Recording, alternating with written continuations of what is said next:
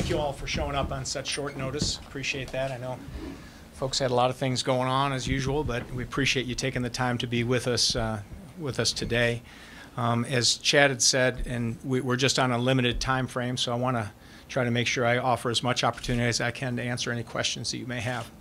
But I wanted to at least walk you through a little bit from a time frame standpoint, some of the things that have taken place over the last 24 hours. And yesterday morning, I received a call from Coach Haith, who indicated to me he was interested in talking to the University of Tulsa about their job. And when that takes place, coaches need to ask permission for them to be able to talk to another school. And so we granted that to Coach Haith yesterday, give him the opportunity to talk with those folks. And he and I communicated throughout the day a little bit, just talking back and forth. And then finally this morning, he indicated to me via text message that he was going to be leaving Mizzou to go to the University of Tulsa. So what happened then, what takes place is we reached out to our players, and we reached out to our staff, and we reached out to our support staff. So at 9 o'clock this morning, I met with our coaching staff and talked with them about what had taken place and information that I had learned, and talked with them about some of the expectations we have for them going forward.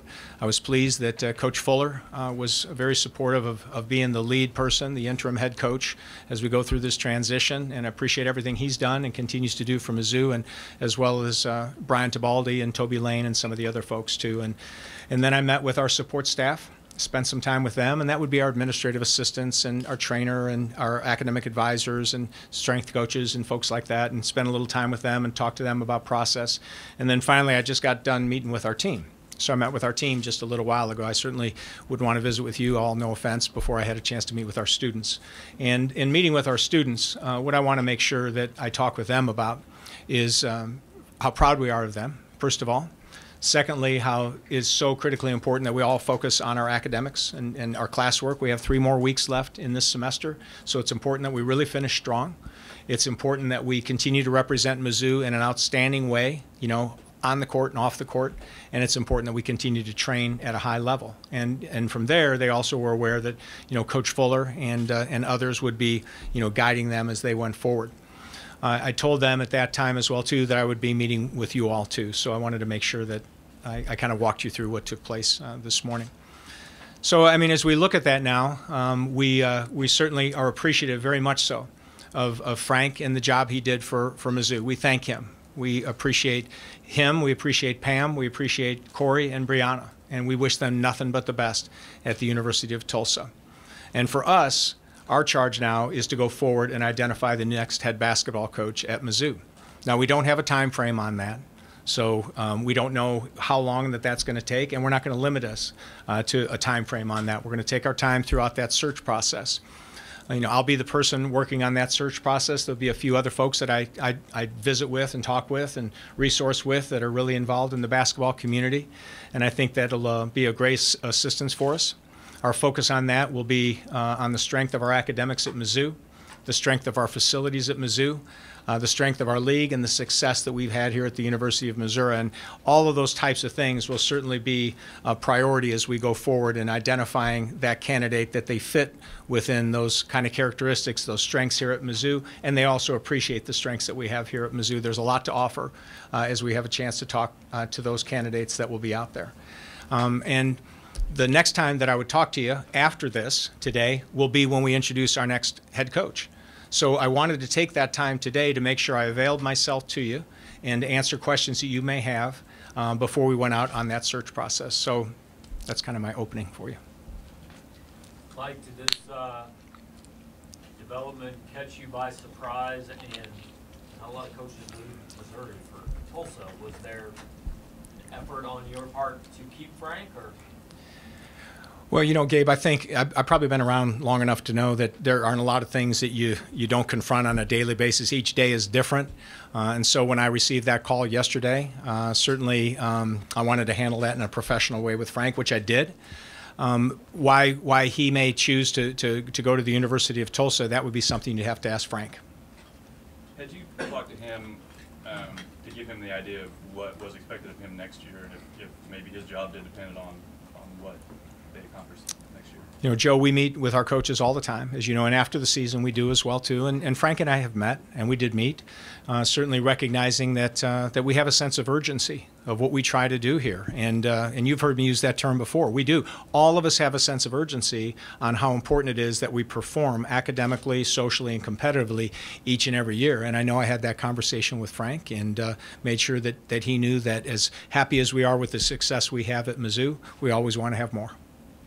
Was there any specifics that you could share as far as? No, I probably wouldn't get into that level of detail on the conversation. Mike, did Frank approach you at all about a contract extension? One. You know, I wouldn't want to get into you know, those personnel type of discussions. Only that I know that I was very pleased with the job that Frank was doing.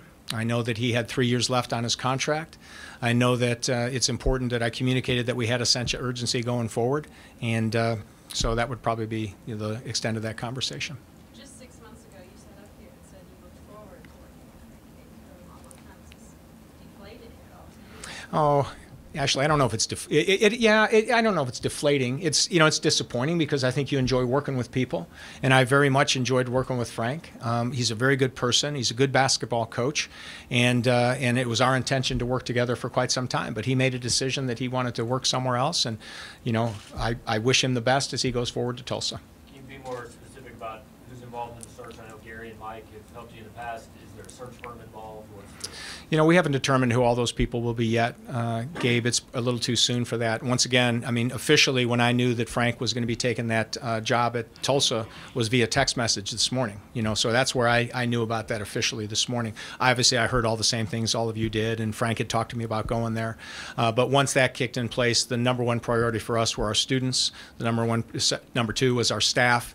Number three, well, I shouldn't put it in that order. I needed to talk to Dr. Lofton, which I did. So I spent some time with Dr. Lofton and Steve Owens, our general counsel, make sure that we talk about those things. But we'll determine the rest of that as we go forward here today and the next couple of days. Mike, can you describe the traits of your ideal candidate for this job? Who are you looking for? Well, I think the traits got to fit in with the values that we have here at Mizzou. You have to have people that represent solid values that we represent as an institution. So those people that are out there that are successful representing those values and winning basketball games, I mean, that's in essence the characteristics that you're looking for. You know, how do they conduct themselves as people? How do they develop young men? How do they form a team kind of camaraderie bond? How do they emphasize you know, strength as far as being a real asset towards what they're trying to do? There are a number of characteristics that we'd be looking for, but if you boil it back down, Darren, it would go right back to those values that we have as an institution. Mike, Tim Anderson, obviously successful, would seem to be a popular choice with fans. Maybe bring fans back to the program. I think you talked to him 15 years ago when Norm left. Will you talk to Kim Anderson about this coaching opening here? Well, I'm not going to discuss the candidates that we're going to be talking with at all. But I'll digress to say that Kim Anderson has done a magnificent job at Central Missouri State, and you know, obviously, congratulations to him on a national championship and all the great things he's done in coaching. But we're not going to talk about specific candidates. Mike, how important is it that your candidate has previous head coaching experience when you're looking at different candidates? Oh, I think that's a characteristic that certainly you got to pay close attention to, somebody that's run their program before and what they've done in that past. But I've seen a lot of associate head coaches and assistant head coaches in this business that have gone on and been great head coaches. So I don't think we want to limit ourselves to that. Certainly that's a trait that is certainly an asset to that person, but I don't think you want to limit it just to that pool. Mike, a lot of people have expressed an interest in wanting somebody who has ties to Missouri, either having played here or coached here in some capacity. How important will you value something of that nature? I think that's an intangible that you have to pay attention to. Will, I do. I think it's a valuable intangible because I do think that those types of connections can certainly be a real positive. Is that something that you focus on as being the priority? I don't think so, but I do think it's something that you want to put as an intangible and put it in there as far as one of the characteristics that you would look at. Mike, is Missouri in a position financially to hire a new, more high-profile coach that would command a bigger salary? Well, I would say that we want to make sure that we identify the right coach at the University of Missouri, that we're very pleased with the growth of our budget at Mizzou. Certainly we always want to continue to grow at a high level. but we want to be responsible in what we're doing, but we want to make sure that we go out and get the right person. Mike, you're only 3 years removed from your previous basketball coaching search. Do you maybe look at some of those names again to, when you're trying to get that candidate pool going? Again, I'm not going to talk about individual candidates. However, you want to make sure that that's an expansive group that you want to take a look at. Those could be people that were, you were thinking about last year, 2 years ago, 3 years ago, 5 years ago that you've heard about or whatever that may be. You don't want to limit yourself to any pool. Mike, is this a better job than it was 3 years ago when you went to hire a coach? State of the program. I think it is, actually. I think that the foundation was not as strong 3 years ago, I don't think, as it is right now, with the foundation base in recruiting and the current student athletes that we have at Mizzou that Frank and Tim Fuller and Dave Lato and Brian Tibaldi and all those guys had built. I don't. I think that, if I recall, several years ago, we had a number of open scholarships, not only that year, but the year following, so it was really challenging. And I think that the base that our staff has done, building a really solid core of guys, has really strengthened it. I think the league, the SEC, I think it's an asset, very much so. I think the SEC network coming on board is going to be an asset for what we're trying to do. I think the arena, once again, is still an asset, but I do think that we're positioned to be a much stronger program today, perhaps, than we were 3 years ago. Frank wasn't the most popular hire when you hired him. How would you assess his 3 years here? I think that Frank did a really good job here while he was here for 3 years. Not only did he win a lot of games and was the National Coach of the Year in his first year, but he, he's out in the community. He was doing things to be able to try to promote the program, and I think that he did a very good job while he was here at Mizzou. How seriously would Tim Fuller be considered? Is he going to get a good hard look? So again, I'm not going to talk about any candidates, Todd, as I had said before, but similar to when Chris asked me about Kim, I'll come back to Tim Fuller is a heck of a basketball coach. I'm just going to tell you that, and he's a heck of a guy as well too. But as far as talking about who those candidates will be out there or whatever, I'm just not going to get into that. So is Coach Fuller, in the interim, is he just kind of, if players or anyone else have a concern, do they go to him first in this, while you guys are searching for a coach? Yes, and similar to when Frank had to serve that suspension earlier this year, if you recall, Tim was the head basketball coach during that time. He's the interim head coach and did a terrific job. And so our guys are used to that. And when I talked to our guys this morning, they're comfortable with that. They're used to that. Coach Fuller is good in that role, obviously. But they also have Brian Tibaldi. They have Toby Lane. They have Tammy Chivas. They have Pat Beckman. They have Kit Lasakis. They have a lot of folks here that are that they're familiar with and that they're support mechanisms for them to be able to get their questions answered. Did Frank indicate in his text that he'd like to take anybody from his staff? He did not. He did not discuss that with me. No, he didn't discuss that with me. Mike, I know you said you don't have a time frame, but I think the last time you did this, you started about 3 weeks earlier.